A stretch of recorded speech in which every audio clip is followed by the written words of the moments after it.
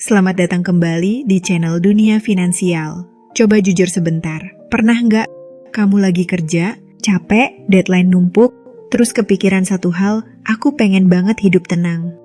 Bukan hidup mewah, bukan juga pengen flexing di media sosial. Tapi hidup yang nggak deg-degan tiap akhir bulan, nggak panik kalau ada kejadian darurat, nggak ngerasa kerja cuma buat bertahan hidup. Itu yang sering kita sebut financial freedom. Masalahnya, kata ini sekarang udah kayak slogan. Sering diucapin, jarang beneran dipraktikin. Lucunya lagi, hampir semua orang merasa, aku tuh sebenarnya pengen mulai, tapi nanti dulu. Nanti kalau gaji naik, nanti kalau utang beres, nanti kalau hidup lebih stabil. Padahal faktanya, hidup hampir nggak pernah benar-benar stabil. Menurut Credit Suisse Global Wealth Report, lebih dari 70% orang dewasa di dunia hidup tanpa tabungan yang cukup untuk bertahan 6 bulan tanpa penghasilan. Di Indonesia, datanya bahkan lebih nyentil. Survei Otoritas Jasa Keuangan menunjukkan, lebih dari 50% masyarakat Indonesia tidak memiliki dana darurat. Banyak yang tidak tahu pasti berapa total pengeluaran bulanannya. Artinya apa? Artinya financial freedom bukan gagal karena kita nggak mimpi. Kebanyakan orang sebenarnya sudah punya keinginan untuk hidup tenang secara finansial. Tapi karena kita sering melewatkan hal-hal dasar, kita kekurangan langkah kecil yang konsisten.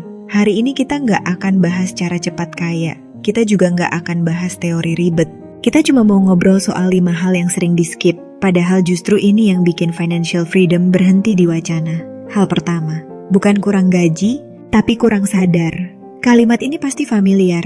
Aku tuh pengen nabung, tapi gaji gue kecil. Dan itu valid, hidup sekarang memang mahal. Tapi ada satu fakta yang sering bikin kita kaget saat benar-benar dicek. Uang sering habis bukan karena hal besar, tapi hal kecil yang berulang. Data dari Bank Indonesia menunjukkan bahwa masyarakat Indonesia melakukan puluhan transaksi kecil setiap bulan, kopi, jajan, ongkir, langganan digital, dan lain-lain. Karena nilainya kecil, otak kita menganggapnya aman. Padahal kalau dikumpulin, kopi 25.000, jajan 20.000, ongkir 15.000. Kalau itu terjadi hampir tiap hari, dalam sebulan bisa tembus 1,5 juta sampai 2 juta rupiah. Masalahnya bukan di jajannya, masalahnya di ketidaksadarannya. Financial freedom hampir selalu dimulai dari satu aktivitas yang membosankan, yaitu melihat kenyataan finansial apa adanya, bukan buat menyalahkan diri, tapi buat tahu posisi kita sekarang di mana.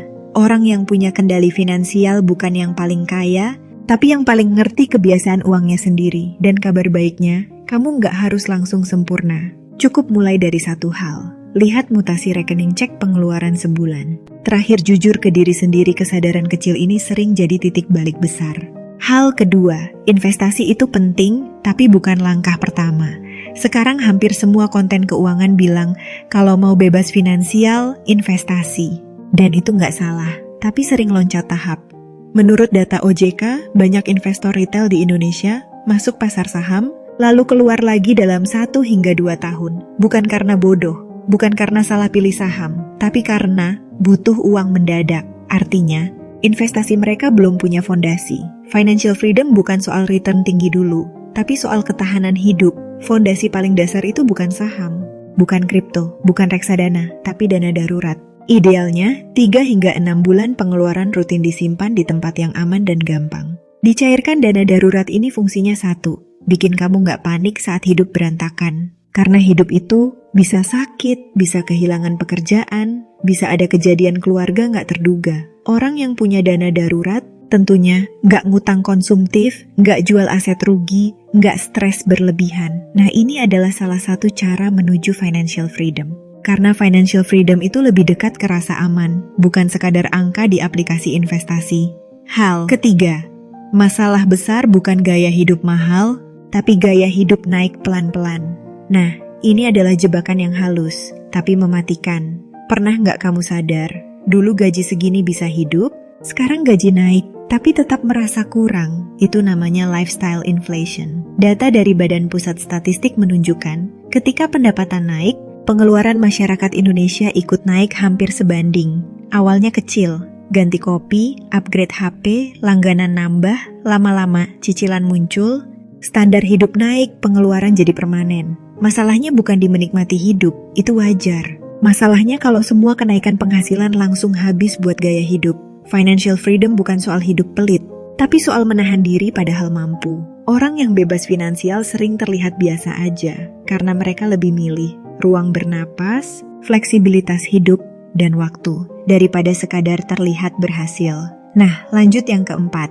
Satu sumber penghasilan itu rapih, tapi rapuh. Menurut data World Bank, lebih dari 60% rumah tangga di negara berkembang mengalami penurunan drastis kualitas hidup ketika kehilangan satu sumber penghasilan utama. Artinya, satu gaji sama dengan satu titik kegagalan. Ini bukan ajakan hustle tanpa henti. Bukan juga suruh semua orang jadi pebisnis. Tapi realita hidup, satu penghasilan itu berisiko. Side income gak harus besar. Yang penting, relevan, realistis, dan bisa tumbuh pelan-pelan. Financial freedom sering datang bukan dari lonjakan besar, tapi dari lapisan penghasilan. Sedikit demi sedikit, konsisten, dan masuk akal. Terakhir yang gak boleh di-skip. Financial freedom itu lebih banyak soal mental. Ini bagian yang jarang dibahas. Menurut riset psikologi keuangan, manusia secara alami lebih takut kehilangan uang daripada senang mendapatkannya. Makanya banyak orang yang susah konsisten, gampang impulsif, sering menunda. Financial freedom itu harus tetap disiplin saat bosan, konsisten saat sepi, sabar saat hasil belum kelihatan. Bukan soal pintar, tapi soal tahan diri. Kalau hari ini kamu masih sering salah, masih bingung, masih jatuh bangun, itu normal. Yang bikin orang gagal bukan salah langkah, tapi nggak jalan sama sekali. Financial freedom bukan tujuan besar yang harus ditakuti. Dia hasil samping dari keputusan kecil yang diulang dalam waktu lama. Pelan nggak apa-apa. Yang penting konsisten, karena pada akhirnya, financial freedom bukan buat pamer, tapi biar hidup kamu nggak terus dikejar rasa takut. Semoga video ini bermanfaat, sampai jumpa di video selanjutnya.